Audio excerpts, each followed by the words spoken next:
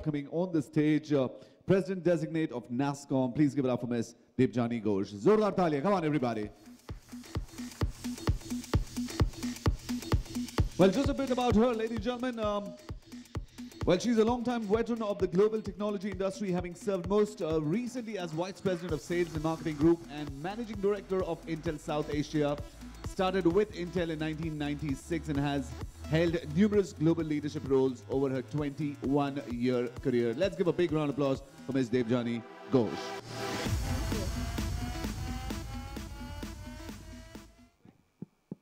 Okay, so wondering how to do this because I'm unfortunately flying back today, so I think I have all of 10 minutes left now. So, is the presentation up, guys? I am not going to walk through the presentation. Let me just go to one foil and maybe talk about the essence of exponential growth and why that's important. And do I have a clicker? Thank you. And throw some questions at me, okay? Let's make it interactive. Let's do it that way. So, while they're figuring things out, let me, thank you. I have to use the clicker from this side. Fabulous. Okay, got done. Who here knows the meaning of exponential? Please, tell me.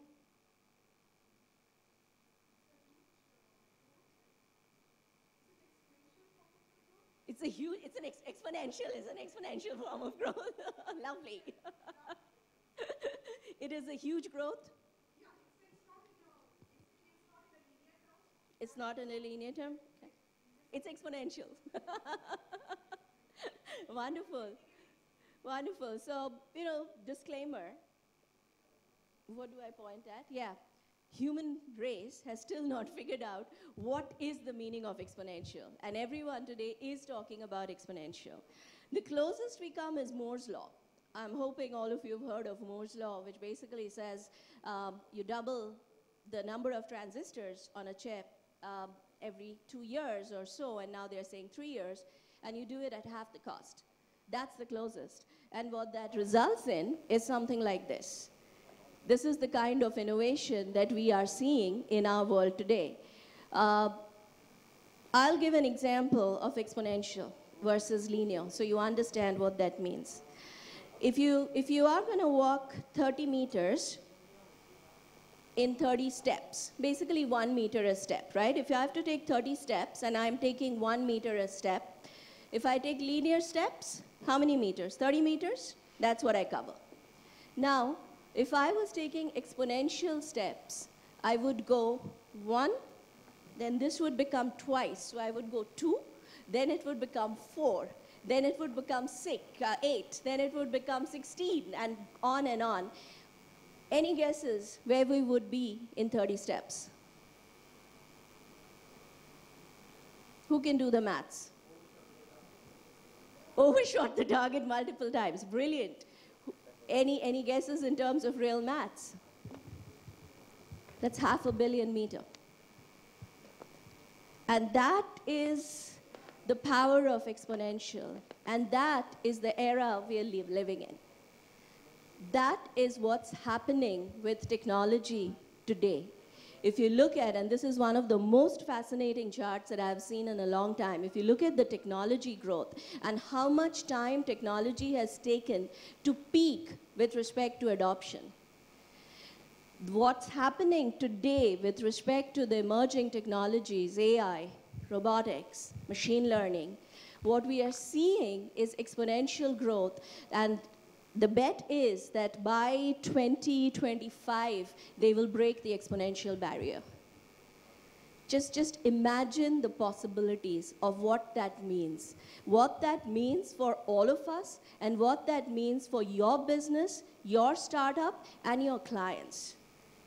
Because today's technology is pretty much impacting everything we do. I have no idea where to point, sorry. Do we know where to point? Sorry? With that direction, okay. No, it doesn't work. Go closer, okay.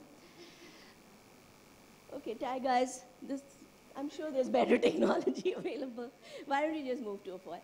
So, you know, just move. Just move ahead. Yep. I mean, if you look at the world of AI, it's fascinating. The easier way to do this is name one industry which will not get impacted. Anyone? Just name one industry or one segment that will not get affected by AI. I can bet you that no one will be able to stand up and prove that this particular industry or segment is not going to be touched. And then go back to the fact that it is going to be touched to the power of exponential. And that's disruption. That's what we're talking about. And if you can help me move two foils, actually. I'm going to skip this, I'm going to skip this. Here, just click one more time. Thank you. This is what I wanted to talk about. You'll give me a signal? Okay, this is what I wanted to talk about. India, where we are today, while we talk about GDP growth, I think there's one thing we do not talk enough about, and that's GDP per capita. Where are we with respect to spending power? How do we compare with the rest of the world? We are among one of the lowest countries with respect to GDP per capita. Our GDP per capita is just about touching 2,000, and that's very low. It's 1,800 something. The magic happens, as we have seen in countries like China and all the other countries, is when GDP per capita becomes around 4,000. That's where suddenly the economy starts booming. The local markets grow. Now, to get to a 4,000, we need an exponential growth. It's 2x. If it follows linear path, it's not going to happen in our lifetime. So in order to get to a space where the Indian market is booming, like what we see in China, etc., we have to get to an exponential growth which can double our GDP in a much shorter time. So the need of the hour today is disruptive exponential growth. In order for India to become a superpower, to have that kind of accelerated double-digit growth that we are talking about, disruption, innovation are absolutely critical. Because without that, you're not going to have exponential growth. And what I wanted to talk about in the presentation was really this formula. I mean, exponential growth is pretty much equal to exponential thinking, and then you have exponential technology.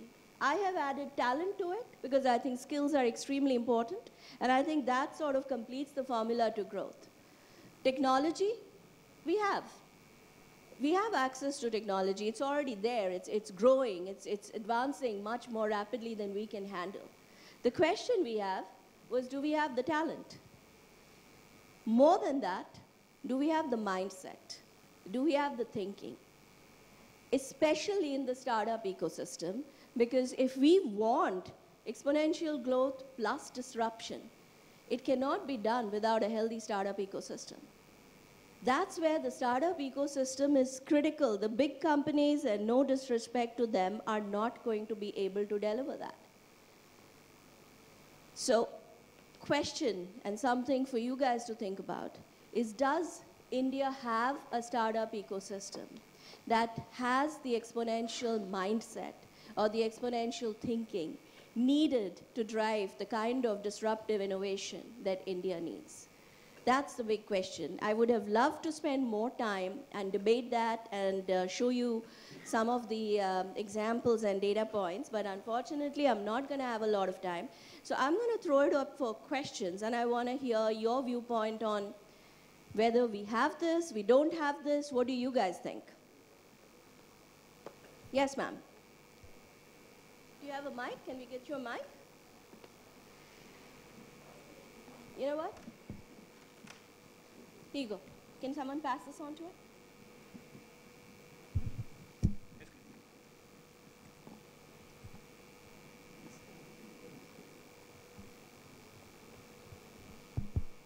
So, more than any comment or discussion, I just have a question for you. So, if you were to see future in business, you have two extremes to that. One, for example, if we take textiles, we have one wherein we see sustainability and one we see nanofibers and technology like that coming up. So wearable technology in a way. So at the end of the day, wherein India as a country has examples wherein India would not accept Tesla just for the fact that we do not really much care about the environment more than anything.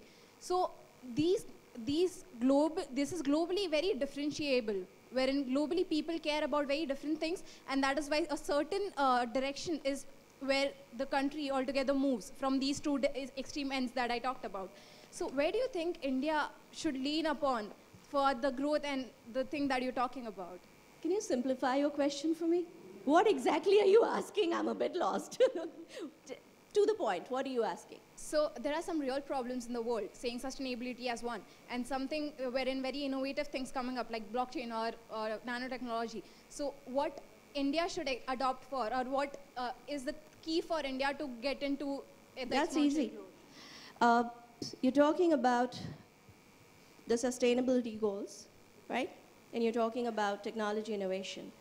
The only way India can achieve the sustainability goals is by disruptive innovation in technology.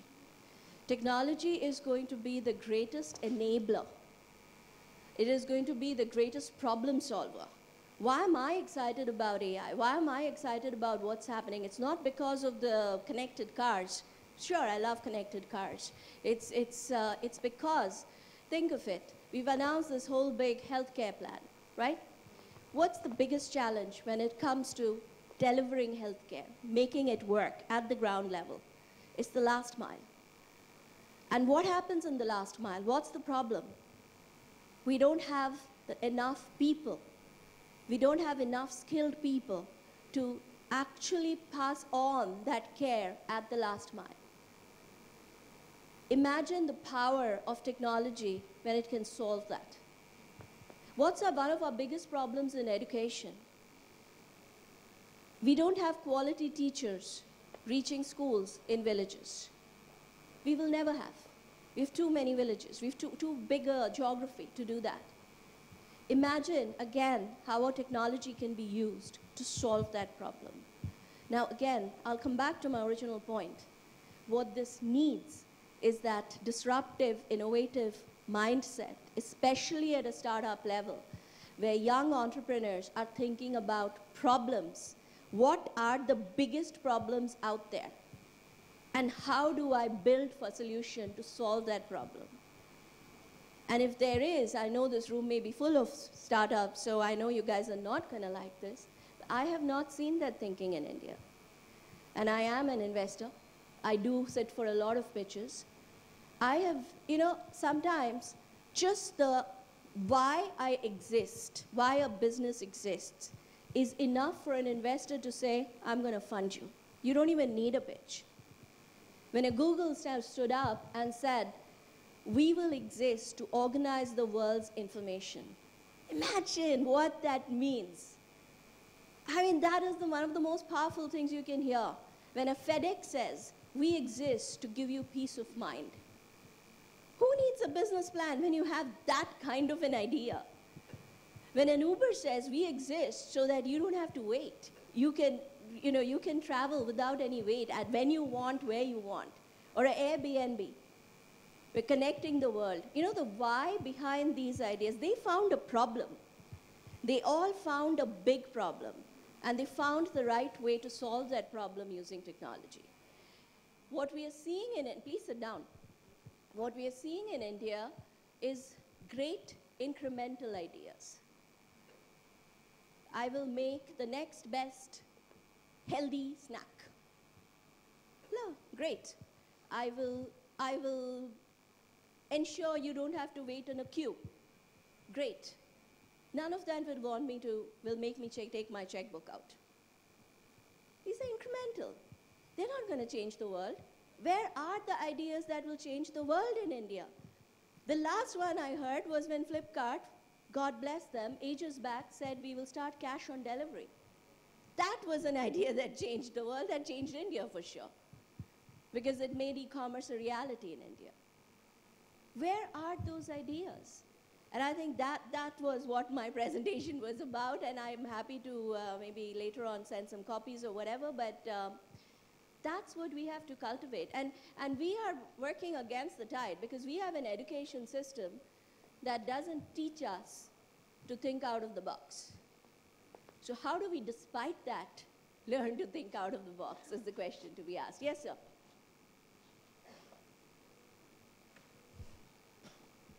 Chetan, you're going to ensure I don't miss my flight. Hello, good evening, ma'am. Good evening. Hi, good evening. My question is regarding, आपने बोला India में ideas जो आप अभी बता रहे थे. मेरा हिंदी बहुत खराब है. Not an issue. Okay. I can understand you. Yes, sir. So what happens, you are working with NASSCOM, and NASSCOM is working since 1990. So what are your effects? Because if you go to the students, first year के students से पूछे आप what is TiE, they'll say this TiE.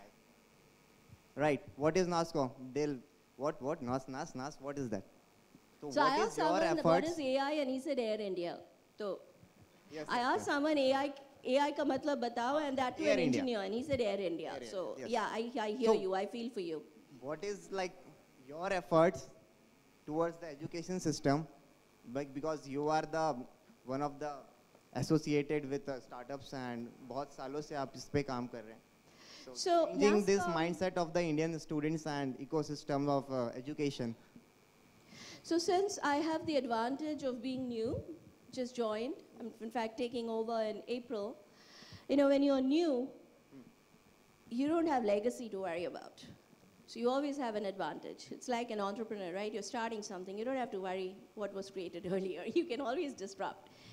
The way our industry is getting disrupted, I feel as NASSCOM, we do have to disrupt ourselves to bring back the relevance. I have one single goal as NASSCOM, just one single thing I want to do. I want to ensure that we are the most effective catalyst for accelerated growth of this industry across the value chain, from startups to SMEs to the large companies. And to do that, what are the few things we have to do? Skilling, capacity growth is critical in India. And skilling is not just teaching you how to code, because that's not it, that's a basic. But today, if you want to seriously become a robotics engineer, you have to learn way more than coding.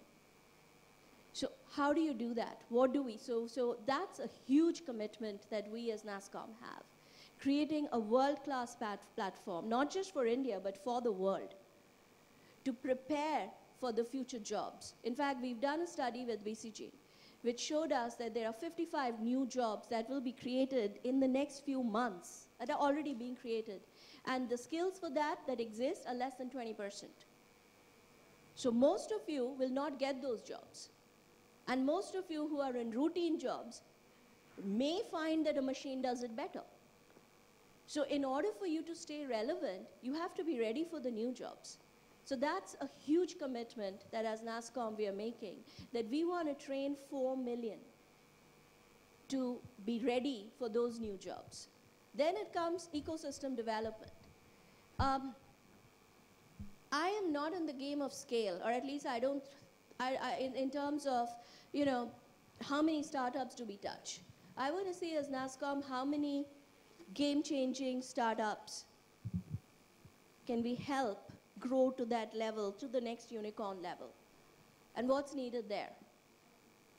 The innovation, the innovative thinking, the disruption, the ability to use technology to disrupt, the matchmaking between the problem and the startup. So those are the things I worry about. Market access, market connect. So these are, you know, and I can go into everything that NASSCOM will do, but our biggest focus and what we will be working on is being a catalyst for change. To make this industry, the IT industry of India, which starts from startups and go all the way up to the biggest IT services company, ready to be a partner for the world's digital transformation. How do we do that? Sense? Yep. Hello, ma'am. You talked about the GDP per capita of the India is around $2,000 or $1,800, and that of China is around $6,500. And exponential growth will happen when India reaches, say, $4,000. But recently, the Economist came out with an article saying the missing Indian middle class, which says that the inequality in the growth is very high. So India is no more like a China. It's like in Hong Kong or a Europe, which has 10 million or 100 million people who will have that kind of income or per capita income, because of the inequality is very huge. So do you really think that we'll have those kind of exponential growth if this kind of inequality prevails? I don't think it's a question of if, it's a question of when. We must. Otherwise, we're going to lose it big time. The inequality that you're talking, and it's not 2000, by the way. We are around 2000 today. What we need to get to is the magic number of 4,000, which is a double. So it's not an easy task. But I think this is one of those things that we have to figure out how to do. And this is where technology and disruptive ideas is going to play a critical role. And this is why this country, more than and I think, I can't remember, I think it was the Prime Minister or someone who said it, given the volume of problem that we have to solve, how big and complex the problem is, we have to be the most innovative country in the world, period. Now, are we doing enough to create people or the most innovative people in the world? Is our education system doing enough? Is our startup system doing enough? That's where we have to look at what needs to change. I completely agree that it's a huge problem. It's one of those problems which you will believe that cannot be solved. But that's where the power of exponential thinking and exponential technology has to come into play. And that's why I go back to what I wanted to talk about, which is this country needs that more than any other country right now. And we have to figure out how. So I think with that, I am done. I'm very sorry, guys, but I did have a flight to catch, and I cannot miss it. I have a very urgent meeting tomorrow. But lovely talking to you all, and thank you very much. Thank you very much. Let's give a big round of applause. We have a token of appreciation, ma'am. May I request CEO Kelligama Advisors LLP, Mr. Sharvil Parekh, to come and give a token of appreciation. Ladies and gentlemen, let's give a round of applause.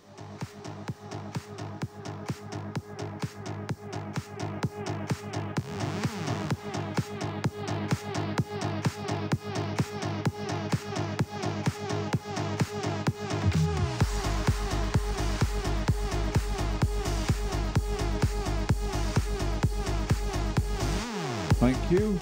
All right. We've got Saurabh Mehta who's going to come up from Avani Simcom.